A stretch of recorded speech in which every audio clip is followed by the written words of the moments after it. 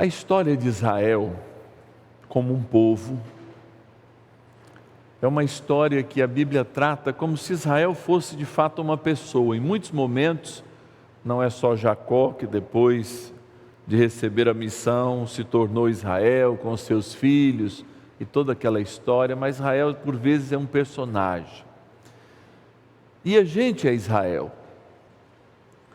Muitas vezes nós nos esquecemos que Israel não é um país apenas. Foi um país, não é? Cujo, na sua maioria, judeus, mas muitos, né, outros povos, inclusive de outras religiões, habitando naquele lugar, foi constituído após a Segunda Grande Guerra. Ele havia sido dizimado no ano 70, para vocês terem uma ideia, né? E depois aí de 1900 anos, né, um pouco menos, ele foi reconstituído como um país, como uma nação. Dentro de Israel moram cristãos há muitos anos, desde lá do ano 70 também, em que alguns por ali ficaram, constituíram e continuaram sua história. Há muçulmanos, não é? Lá também.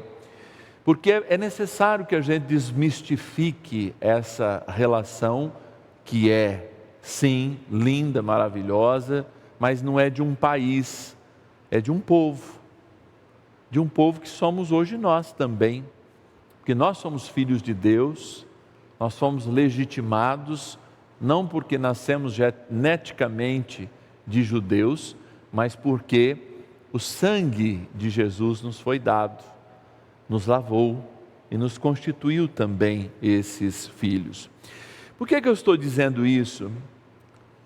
Porque, de fato, a gente, como cristão católico, tem uma cultura bíblica muito razoável, muito superficial, muito só para usar muito pouco, porque a gente tem pouco artifício.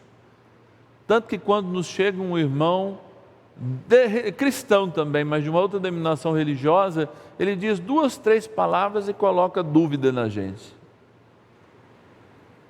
Muitos de nós que se diz cristão, que se diz catequista, que se diz, não tem o catecismo da Igreja Católica em casa. Sabe um livro amarelo?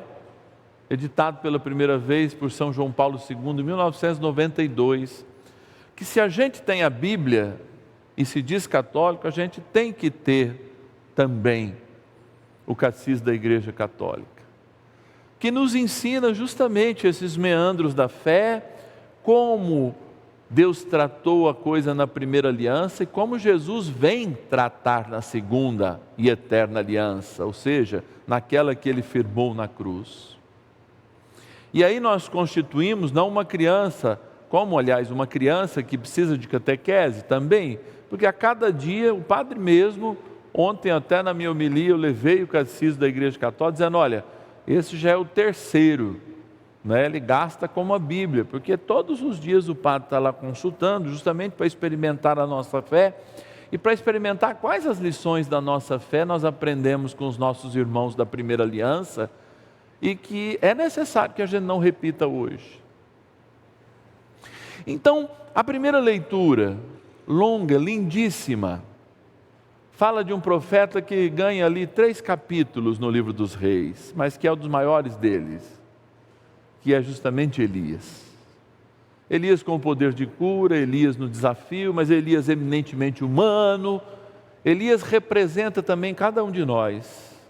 Inúmeros dos retiros que eu já preguei, inclusive para seminaristas, eu pego Elias como exemplo. Elias é aquele que tem medo, Elias precisa refazer ao longo da vida, então Deus manda que ele vá ao Sinai, mas ele se cansa no meio da caminhada. Aí a gente tem até aquele cântico lindo que vem do que o anjo fala para ele. O anjo fala para ele, levanta, come, que o teu caminho é longo, né? Quando ele desiste, fala, se eu posso morrer, já não tem mais jeito. Ele tem um medo danado da Jezabel, que é a mulher do rei, que ela trouxe os pagãos lá. Depois ele faz um desafio, ele vê que aquele orgulho dele no desafio que ele fez, embora ele tenha ganhado, ele usou de orgulho. Aí Deus faz ele convencer de tudo isso.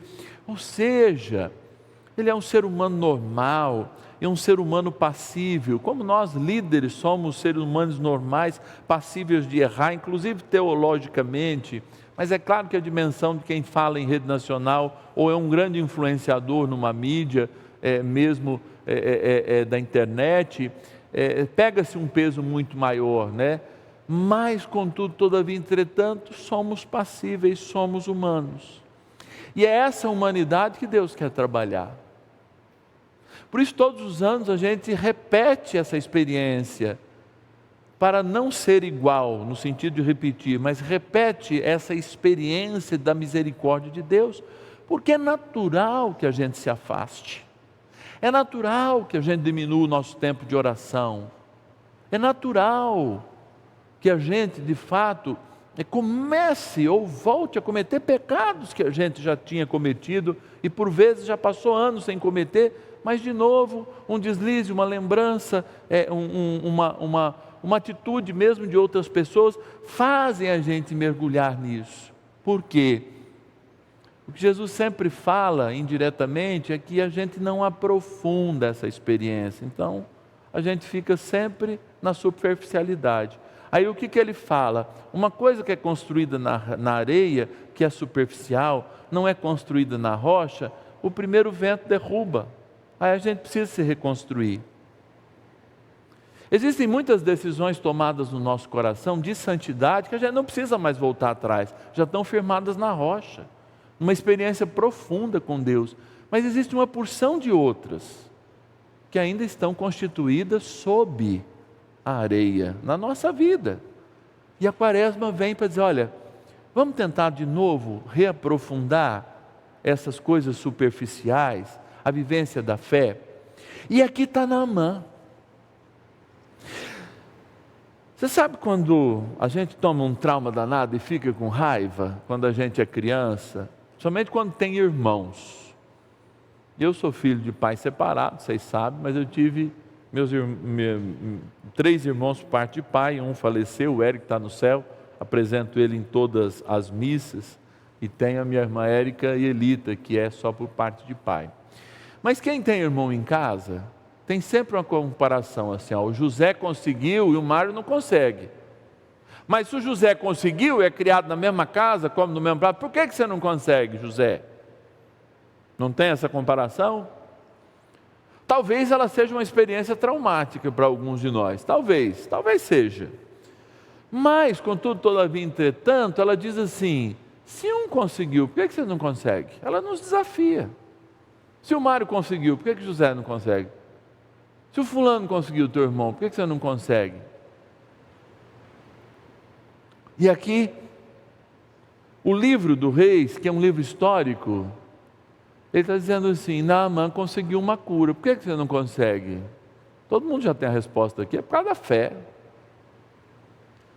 E vejam como é bonito isso, porque não é uma pregação midiática, não é um testemunho que se dá, é assim, de alguém considerado grande, de alguém vestido com os vestimentas do rei, não é um sacerdote instituído, é a serva que foi tomada numa guerra. Olha que coisa, a serva que foi tomada numa guerra, porque ela não era serva da esposa de Naamã, ela é a serva de algum daqueles que trouxe ela, que perdeu a batalha e que Naamã, como era o chefe lá, ganhou a batalha, resolveu pegar aquela serva para servir a sua esposa. Por vezes a gente acha que anunciar a Deus, a gente precisa deste palanque aqui, que a gente precisa de um canal de televisão que nos leve a milhares de lares. Não, eu posso ser escravo, eu posso me achar sem importância, eu posso ser o último dos últimos, como era aquela escrava, aquela serva, mas o que eu não posso é deixar de anunciar. Aliás, até eu, se só anunciar aqui e não anunciar onde eu estiver, é hipocrisia pura, vou ser superficial como todos. Então vocês veem que a palavra de Deus, ela arruma um jeito de chegar até aquela pessoa que merece recebê-la. E esta serva, que era serva dos inimigos e foi tomada, anunciou: olha, eu conheço um grande profeta em Israel, vá até ele. Mas aquela palavra para um chefe de guerra, para um ministro de guerra, de uma serva, repito, que foi tomada pelo inimigo e entrou dentro de casa, poderia soar como o quê? Até como um golpe, mas não era.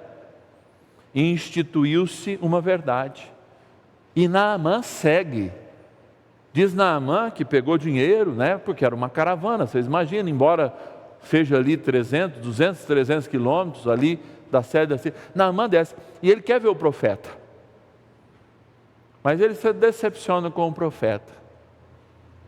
A primeira experiência da fé é a decepção, é ser atendido do jeito que Deus quer, não do jeito que eu quero. Então, quantos de nós briga com o padre, com a igreja, briga com Deus, porque Deus faz aquilo que Ele quer na hora que Ele quer, e não a minha vontade. Então Naamã dá duas provas de fé, mesmo não sendo judeu. A primeira, sair para encontrar, fazer uma grande peregrinação. A segunda é ser decepcionado, porque ele queria que Deus fizesse de um jeito, como muitas vezes, você que está em casa, ou você que está aqui, chegou lá para o padre falou assim: olha, infelizmente eu não posso fazer, não posso batizar, se o padrinho não tiver crisma, essas coisas bobas que as pessoas brigam com a gente, porque querem que a igreja seja como um mercado, ou melhor, como diz lá em Portugal, uma talha, um açougue.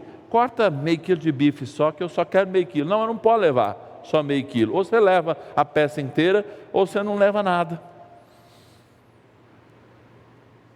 Naamã tem esse desejo, ele leva ouro, ele queria oferecer ouro lá, porque ele falou: se ele me curar, eu dou todo o ouro que eu tenho.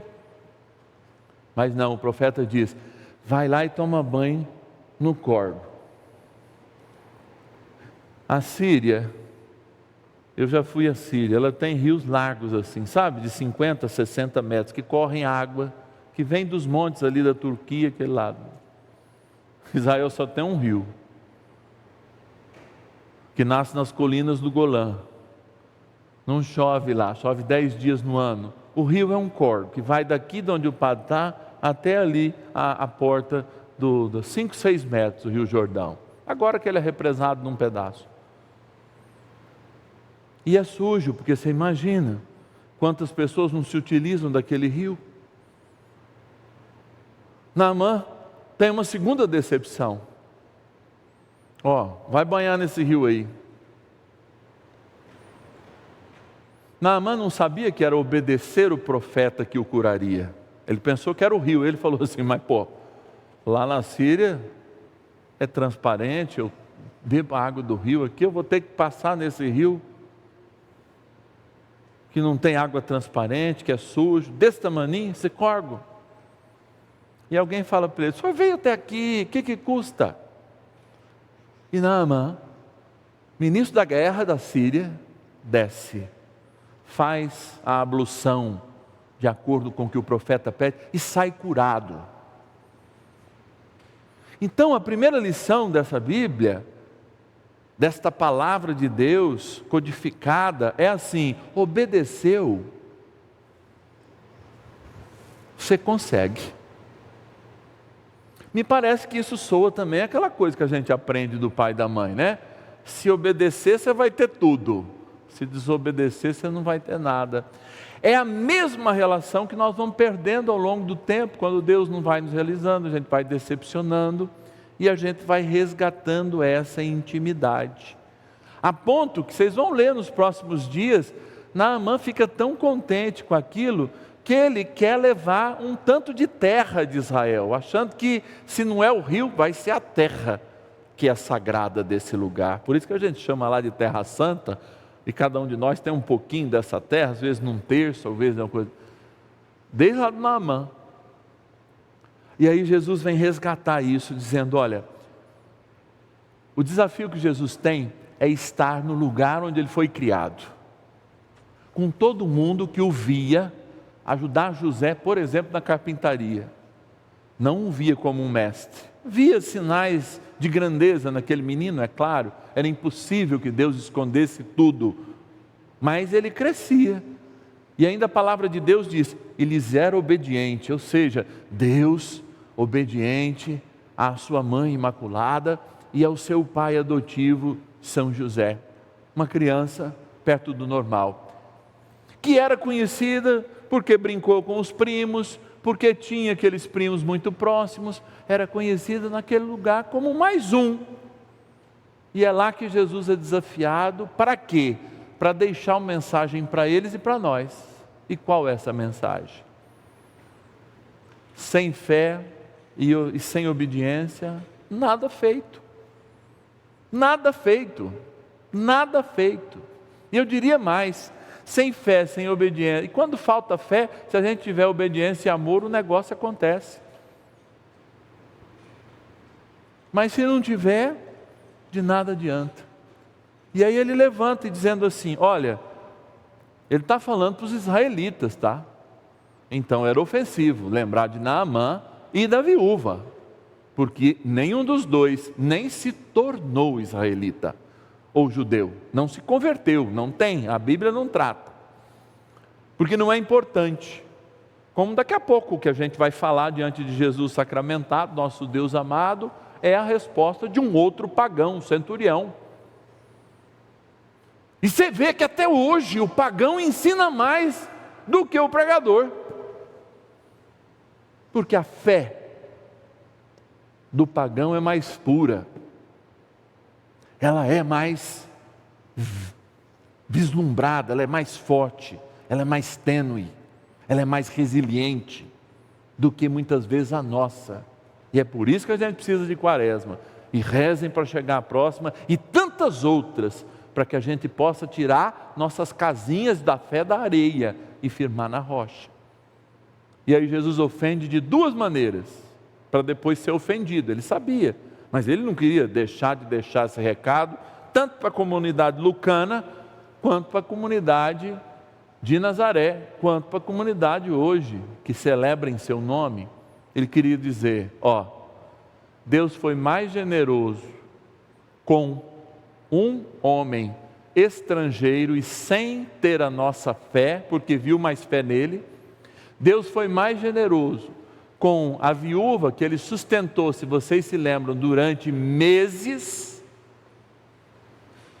Elias chegou na casa dela, só havia um pouquinho de óleo, um pouquinho de farinha, para o último pão que ela ia comer, dar para o filho comer, morrer de fome e ver o filho morrer de fome. Essa foi a fala. E Elias fala, dê-me aqui esse pão, prepare esse pão para mim. E ela prepara com fé, e não falta, enquanto Elias está na casa dela, nem o óleo, nem a farinha. São milagres do que aqueles que a gente julga não terem fé, do que aqueles que a gente julga serem pecadores, têm mais fé, mais amor e mais respeito por aquilo que a gente diz ter respeito, mas na prática não tem. De novo, nós acabamos nossa reflexão pensando na prática. Como anda a minha fé? Como anda a minha intimidade com Deus? E como eu tenho trabalhado nesses meses, nesses 40 dias, mês e pouco que a quaresma me dá, aprofundando a minha vida na palavra de Deus, no seu amor, e olhando para os outros sem julgar, mas olhando para mim com muito julgamento, para que eu de fato possa imitar o que mesmo um pagão tem de melhor, como Naamã e como a viúva de Sarepta, a fé, a obediência. E quando falta a fé e a obediência, que eu tenha obediência e amor, e o milagre acontece. Parece fácil, mas é difícil. E eu vou dizer mais uma coisa, que a gente esteja aqui o ano que vem de novo, porque nós não vamos conseguir mudar tudo nesses dias, mas tem que mudar alguma coisa, pelo menos para na Páscoa a gente dizer, esses 40 dias valeram a pena. Mudei essa vírgula, mas eu quero que a minha história seja diferente. Louvado seja nosso Senhor Jesus Cristo. Para sempre